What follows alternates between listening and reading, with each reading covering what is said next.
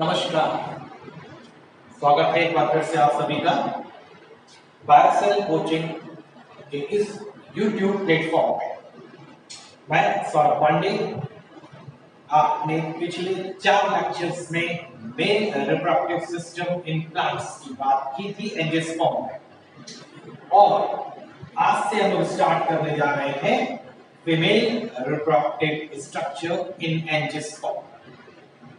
तो बात करेंगे आज से फीमेल रिप्रोडक्टिव स्ट्रक्चर्स की, ये क्या होते हैं फीमेल रिप्रोडक्टिव स्ट्रक्चर, कैसे दिखते हैं। हालांकि जब हमने इंट्रोडक्टरी क्लास ली थी तो वहां पे आपको बताया था कि फीमेल रिप्रोडक्टिव स्ट्रक्चर गाइनोशियम के अंदर मिलता है। गाइनोशियम का पूरी लेयर को, वर्ल को हम लोग कहते थे फीमेल रिप्रोडक्टिव पार्ट, और वो बना होता था कार्पेल या पिस्टिल का। चलिए स्टार्ट करते हैं आज की क्लास। सबसे पहली बात कि फीमेल रिप्रोडक्टिव वर्ल क्या है। जी, फीमेल रिप्रोडक्टिव वर्ल क्या है? गाइनोशियम। ये जो गाइनोशियम है ये है फीमेल रिप्रोडक्टिव वर्ल, यानी फीमेल रिप्रोडक्टिव सिस्टम का पार्ट। और इसके अंदर मिलता है आपको कार्पेल या पिस्टिल। क्या मिलता है? कार्पेल या पिस्टिल। और ये कार्पेल या पिस्टिल बना होता है, ये कार्पेल या पिस्टिल मिलके बनाता है, या बहुत सारे कार्पेल पिस्टिल, या एक या कई, दोनों कंडीशन हो सकती है। जैसे आप नीचे देख रहे हैं, एक भी हो सकता है या कई भी हो सकते हैं, तो मिलके बनाते हैं गाइनोशियम। कार्पेल या पिस्टिल को हम मेगास्पोरोफिल कह सकते हैं। मेगा मतलब बड़ा यानी फीमेल, स्पोर पता ही है, और फिल मतलब लीफ यानी ऐसी पत्ती या ऐसा स्ट्रक्चर जिसके ऊपर आपको फीमेल स्पोर या गैमेट यानी एग मिलता है, तो उसे कहते हैं कार्पेल या पिस्टिल को ही मेगास्पोरोफिल। अब अगर बहुत सारे कार्पेल मिल रहे हैं तो वो कार्पेल आपस में जुड़े हुए हैं या अलग अलग हैं? अगर वो अलग अलग हैं यानी फ्री हैं तो उसे कहते हैं एपोकार्पस, जैसा कि मैकेलिया में मिलता है। और अगर वो आपस में फ्यूज्ड हैं तो उसे कहेंगे सिनकार्पस, जैसा कि पापावर या सोलेनम में मिलता है, कि वो कार्पेल आपस में जुड़े हुए हैं या फ्री। अब अगर हम एक कार्पेल का स्ट्रक्चर देखें तो कैसा दिखेगा? एक कार्पेल के अंदर नीचे आपको सबसे पहले स्वेलन पार्ट मिलेगा जिसे कहेंगे ओवरी। इसके ऊपर एलोंगेटेड पार्ट है जिसे कहेंगे स्टाइल, और टिप को कहेंगे, प्लेटफॉर्म को कहेंगे स्टिग्मा। ओवरी, स्टाइल, स्टिग्मा, ये 3 पार्ट आपको मिलते हैं। ओवरी के अंदर ये जो खाली जगह है, इस खाली जगह को कहते हैं लॉक्यूल। क्या कहते हैं? लॉक्यूल। और इस लॉक्यूल के अंदर ऐसा एरिया जहां से ओव्यूल निकलता है उसे कहते हैं प्लेसेंटा। क्या कहते हैं? प्लेसेंटा। अब प्लेसेंटा से आपको एक स्ट्रक्चर निकलता हुआ दिखता है जिसे कहते हैं ओव्यूल। ठीक है, तो ये हो गया आपका ओव्यूल, इसे हम मेगास्पोरेंजियम भी कहते हैं। मतलब ये ऐसा स्ट्रक्चर है जहां पे मेगास्पोर यानी एग बनेगा। प्लेसेंटा से वो जो स्ट्रक्चर निकल रहा है जिससे ओव्यूल जुड़ा हुआ है उसे कहते हैं फ्यूनिकल। तो इस तरीके से स्टिग्मा स्टाइल ओवरी, ओवरी के अंदर खाली जगह जिसे लॉक्यूल कहते हैं, लॉक्यूल के अंदर ओवरी का वो पार्ट जहां से वो ओव्यूल निकलता है उसे प्लेसेंटा कहते हैं, और ओव्यूल फ्यूनिकल के थ्रू जुड़ा रहता है। इतनी बात में कोई डाउट है? तो ये स्ट्रक्चर आपने जनरल बात की। अब हम ओव्यूल का स्ट्रक्चर पढ़ेंगे, यानी मेगास्पोरेंजियम का स्ट्रक्चर पढ़ेंगे। मेगास्पोरेंजियम का स्ट्रक्चर कैसा दिखता है? तो स्टार्ट करते हैं हम लोग ओव्यूल का स्ट्रक्चर। ओव्यूल के बारे में अगर बात की जाए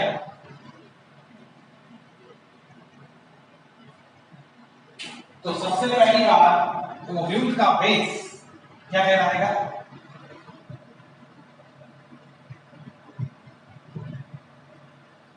फ्यूनिकल। और फ्यूनिकल जिस जगह पे अटैच होता है ओव्यूल से उसे कहते हैं फिलामेंट। ठीक है,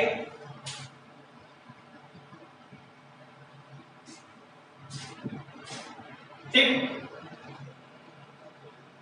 और टिप के अंदर जो सेल्स हैं, एक्चुअली ये टिप है नहीं, देखा जाए तो ओव्यूल का स्ट्रक्चर कुछ ऐसा होता है। एक रफली डायग्राम में तो आपको समझाने की कोशिश कर रहे हैं।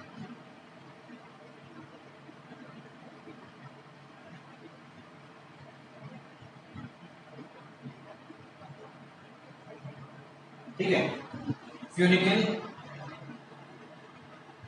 क्या दिख रहा है आपको? ये पोर्शन ऊपर दिख रहा है और ये पोर्शन नीचे दिख रहा है। ये जो सेल्स हमने आपको अभी बनाई हुई देखी है टिप पे, वो एक्चुअली यहां मिलती है, यानी ये पोर्शन इनवर्ट होके उल्टा हो गया, 180 डिग्री पे रोटेट कर गया। बात समझ में आ रही है? 180 डिग्री पे ये रोटेट कर गया। जब ये रोटेट कर जाएगा तो आकृति कहां पहुंच जाएगा? ये टिप पे आ जाएगा, और ये पोर्शन जो टिप पे था वो कहां पहुंच गया? 180 डिग्री पे नीचे। ये है कंडीशन। इसीलिए ये जो ओव्यूल हमने आपको बनाया है यहाँ पे, इसे कहते हैं एनाट्रोपस ओव्यूल। 80% एंजियोस्पर्म में यही मिलता है, एनाट्रोपस। इसका निकला से क्या? एनाट्रोपस ओव्यूल 80% एंजियोस्पर्म में यही मिलता है। तो बात कर रहे थे हम लोग टिप की। टिप पे जो सेल्स मिल रहे हैं यहाँ पे, यानी बेस पे कहना चाहिए, ओव्यूल के बेस पे जो सेल मिल रहे हैं इन्हें कहते हैं चलेजन सेल्स, चलेजा। और चलेजा के ठीक नीचे पूरे के पूरे ओव्यूल में जो सेल्स भरे हुए हैं, ग्रीन कलर में हम बता रहे हैं,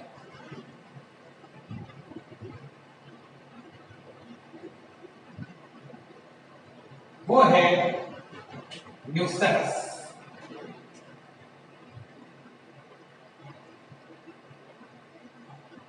कौन सी सेल्स है?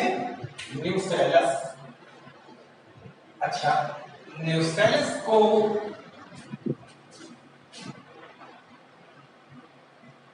कवर्ड किए हुए हैं यहां पे दो इंटेगुमेंट, आउटर और इनर। आउटर इंटेगुमेंट और इनर इंटेगुमेंट। क्योंकि दो इंटेगुमेंट मिलते हैं इसलिए इसे कहते हैं बाइटेगमेंट। क्या कहते हैं? बाइटेगमेंट। अब ये दोनों इंटेगुमेंट टिप पे आप देखिए एक दूसरे से टच नहीं कर रहे, नहीं कर रहे ना, दोनों इधर से उधर से। इस कोर को कहते हैं माइक्रोपाइल। क्या कहते हैं? माइक्रोपाइल। जबकि यहां पे माइक्रोपाइल आपको टिप में मिल रहा होगा, ये रहा माइक्रोपाइल, ठीक है। और यहां कहीं न्यूसेलस और ये हो गए इंटेगुमेंट। ये रफी डायग्राम है, सीरियसली मत ले लीजिएगा कि आप कैसा ये क्या बना दिया। फिलहाल जैसे उस ओव्यूल को एनाट्रोपस कहते हैं, इसे कहते हैं आर्थोट्रोपस। ओव्यूल के टाइप अभी हम पढ़ेंगे तो उसमें ये पढ़ेंगे। अच्छा, एक चीज और आपको दिख रही है यहाँ पे, फ्यूनिकल से एक स्ट्रक्चर निकलता हुआ दिख रहा है, लेकिन ये आधे में ही खत्म हो गया, ये पूरा नहीं गया। ये क्या है? ये स्ट्रक्चर कहलाता है रेफिन। क्या कहलाता है? Raphe. Raphe is the extension of funicle.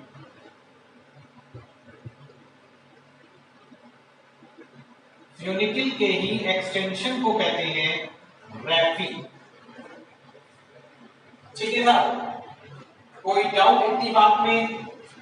एक बार दोबारा हम सारे स्ट्रक्चर्स बोल रहे हैं, किसी को कोई दिक्कत हो तो पूछ लीजिएगा। ओव्यूल के बेस को फ्यूनिकल, फ्यूनिकल इस जगह पे जुड़ा हुआ है एलम। अंदर न्यूसेलस की बात करें तो जो सेल्स भरे रहते हैं ओव्यूल में वो है न्यूसेलस। बेस पे या यहाँ पे डायग्राम में टिप पे जो सेल्स दिख रहे हैं वो चलेगा।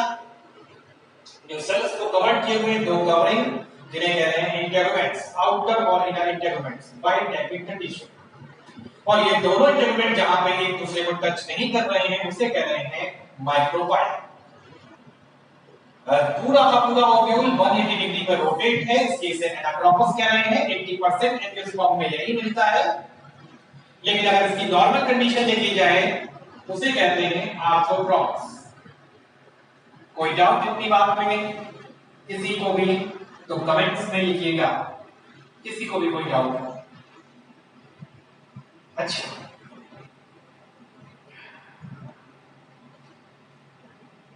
कभी कभी ऐसा होता है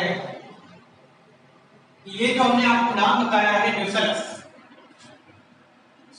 ये न्यूसेलस मोस्टली एंजियोस्पर्म में कंज्यूम हो जाता है, खा लिया जाता है, खत्म हो जाता है।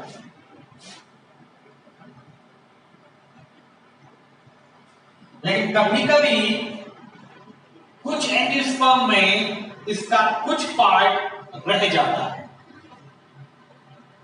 और अगर वो पार्ट रह जाता है तो उसे कहते हैं पेरिस्पर्म।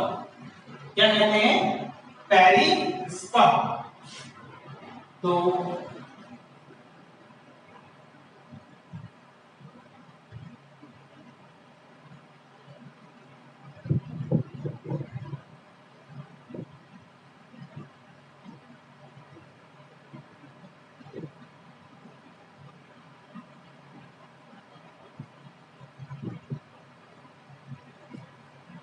अगर फर्टिलाइजेशन के बाद ये रह जाता है तो इसे कहते हैं पेरिस्पर्म, जिसपे हम आगे बात करेंगे सीड्स में। एक नाम और आता है, आप सबने लीची खाई होगी। लीची का एडिबल पार्ट कौन सा होता है? लीची का एडिबल पार्ट कौन सा होता है? क्या कहते हैं? एरल। क्या कहते हैं? एरल।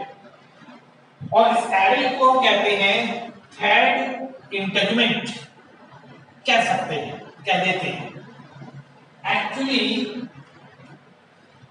कभी कभी आपको ये जो रैफी नाम का स्ट्रक्चर मिल रहा है यही एक्सटेंड होकर लीची में बना देता है एरल। ये रफ डायग्राम है।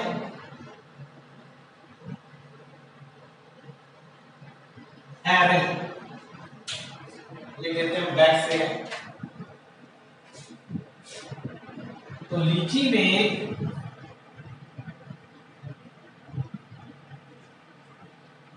एक्सटेंशन ऑफ फ्यूनिकल लंबा होके न्यूसेलस को चारों तरफ से कंप्लीटली सराउंड कर देता है, और उस कंडीशन को हम कहते हैं एरल। ठीक है ना? कोई डाउट इतनी बात में? इसी तरीके से एक टर्म और यहां पे आएगा अभी, और वो है कैरेक्टर। क्या होता है भाई कैरेक्टर?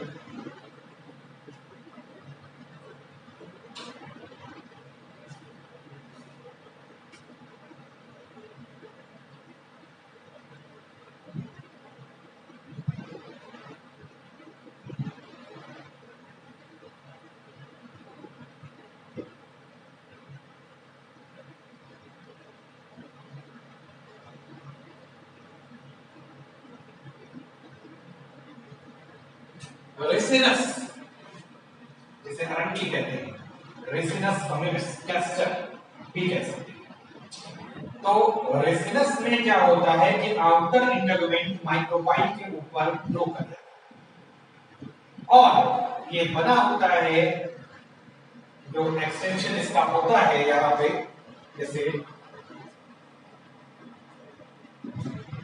यहाँ कहीं पे एक्सटेंशन हो जाता है, ये रफली है, फिर बता दें नहीं डायग्राम में कंफ्यूज होइएगा। तो ये जो यहाँ पे एक्सटेंशन हो जाता है, इस एक्सटेंशन को हम कहते हैं कैरेक्टर। शुगरी सॉल्यूशन है, शुगर का सॉल्यूशन होता है,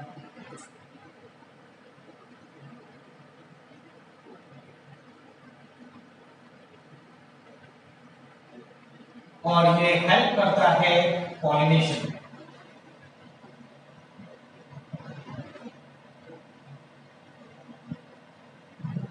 चीटियों के उसमें हेल्प करता है। तो ये कुछ टर्म्स थे जो आपको मॉड्यूल में बताने दे रहे हैं। एक बार पूरा डायग्राम फिर बोल रहे हैं, कोई डाउट हो तो पूछ लीजिएगा, इतनी बात में कोई दिक्कत हो तो कमेंट्स में लिखिएगा। ये हो गया स्ट्रक्चर शुरुआत आपके मेगास्पोरेंजियम की। नेक्स्ट वीडियो में हम लोग देखेंगे टाइप्स ऑफ मेगास्पोरेंजियम, अलग-अलग टाइप के मेगास्पोरेंजियम क्या होते हैं, और फिर कैसे मेगास्पोरेंजियम के अंदर मेगास्पोर का फॉर्मेशन होता है, और एम्ब्रियो सैक क्या होता है। तो बहुत सारी चीजें अभी बाकी है। आप लोग ऐसे ही इस चैनल को देखते रहिए, कहीं कोई दिक्कत हो तो बताइए, और लाइक और कमेंट्स जरूर करते रहिए, और आप चैनल को सब्सक्राइब करना ना भूलें। आज के लिए इतना ही।